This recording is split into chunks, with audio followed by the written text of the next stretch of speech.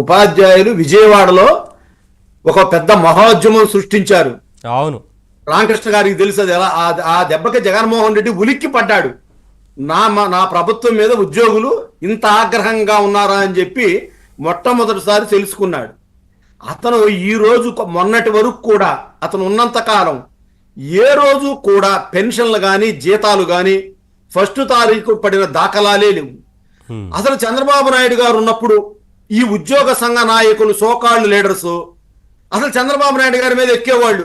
మా టీఏ లేనిది, మా డిఏ లేనిది, మాకు అది రాలేదు, ఇది రాలేదు, హెల్త్ స్కీములని మాట్లాడేవాళ్ళు.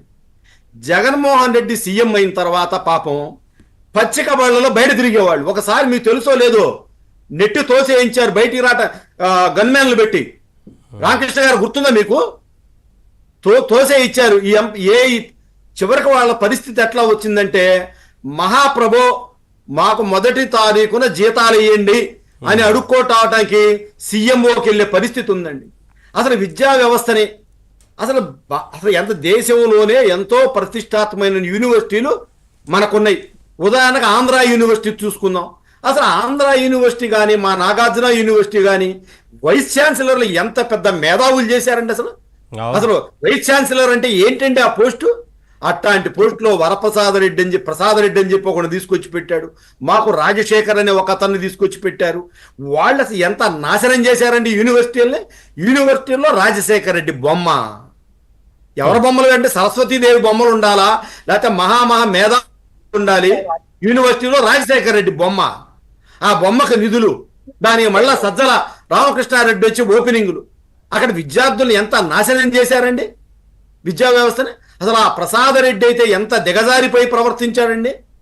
వీళ్ళు విద్యాలయాలకి యూనివర్సిటీలకు వైస్ ఛాన్సలర్గా వేసి వాళ్ళందరినీ కూడా ఎవరు లక్ష్మీ పార్వతి లాంటి వాళ్ళని అనాథరైజుడుగా దాంట్లో పెట్టి వాళ్ళకి జీతాలు ఇప్పించి ఆవిడ అకాడమీ చైర్మన్ మళ్ళీ 2 చోట్ల జీతాలు. చివరికి ఏదో కొద్దో గొప్ప మేధావిగా గుర్తింపబడే యార్లగడ్డ లక్ష్మీప్రసాద్ కూడా ఆయన కూడా భ్రష్టు పట్టాడు. వైఎల్పీ కూడా దాంట్లో అంటగాగి. మీకు ఎవరైనా సార్ జాస్టి చలమేశ్వరు ఏదో వాళ్ళ కొడుకు ఉద్యోగం కోసం అతను భ్రష్టు పట్టాడు. చివరికి వాళ్ళ అబ్బాయి రాజీనామా చేశాడు. ఈ దుర్మార్గాలు కోర్టులో నేను చెయ్యను, జగన్మోహన్ రెడ్డి ఈ దుర్మార్గాలు నేను భరిత అతనే స్వచ్ఛందంగా రాజీనామా చేశాడు. వీళ్ళకి అసలు ఎవరైనా సరే సార్ జగన్మోహన్ రెడ్డి సెగ తగిలింది అంటే వాడు నైతికంగానా పతనం అవ్వాలి, ఆర్థికంగానా పతనం అవ్వాలి, లేదా తోడు జైలు మెట్టు అన్నా అవ్వాలి. రాజకీయాలు అయితే జైలు మెట్టు, లేదా వ్యాపారంలో అయితే నిమ్మగడ్డ ప్రసాద్. దేంట్లో అయినా సార్ అతను అన్ని రంగాల్లో భ్రష్టు పట్టించడంలో నిష్ణాతుడు. ఏదైనా హత్యలు చేస్తాడు, ఆత్మహత్యలు చేసుకునేటట్టు క్రియేట్ చేస్తాడు.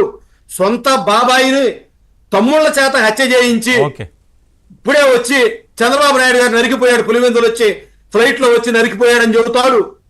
దేనికైనా చెప్పడానికి ఆ రోజున వార్త రాసిన వాళ్ళ మీద కూడా చర్యలు తీసుకోవాలి. మరి ఖచ్చితంగా విజయసాయి రెడ్డి, సజ్జల రామకృష్ణారెడ్డి, వీళ్ళందరూ కూడా, సుబ్బారెడ్డి గారు, వీళ్ళంతా కూడా జైలుకు పోవాలి. కాకపోతే ఇంకా చెప్పాలంటే సార్ చంద్రబాబు నాయుడు గారు, పవన్ కళ్యాణ్ గారు నైతిక విలువలని ఇంకా కొట్టుమిట్టాడుతా ఉన్నారు. వాళ్ళ మీద ఉన్న నేరాలకి ఈ పార్టీ కటకటాలు లెక్క పెట్టియచ్చు. కానీ మేమేదో కక్ష తీర్చుకున్నామని ప్రజలు అనుకుంటారని ఇంకా మా వాళ్ళు భయపడతా ఉన్నారు. వైకాపా నాయకులు చేసిన నేరాలకి జైళ్లు సరిపోవు, కొత్తగా జైళ్లు కట్టాలి. ఒక్కొక్క నియోజకవర్గంలో ఒక్కొక్క ఎమ్మెల్యే హిస్టరీ తీస్తే మా రామకృష్ణ గారికి బాగా తెలుసు. సెంటు భూమి పేరుతో వైకాపా నాయకులే ప్రభుత్వం నుంచి ఒక్కొక్క ఎకరానికి 40 లక్షలు, కొన్నోడికి 10 లక్షలు, ఎమ్మెల్యేకి 30 లక్షలు లాభం వేరే అకౌంట్లో, బినామీ అకౌంట్లో పెట్టి డబ్బులు డ్రా చేసుకున్నారు. వినుకొండ ఎమ్మెల్యే బొల్లా బ్రహ్మనాయుడు పక్కాగా దొరికిపోయాడు దాంట్లో. అసలు ఇది ప్రతి ఎమ్మెల్యేని చేయని ఎమ్మెల్యే అంటూ లేడు.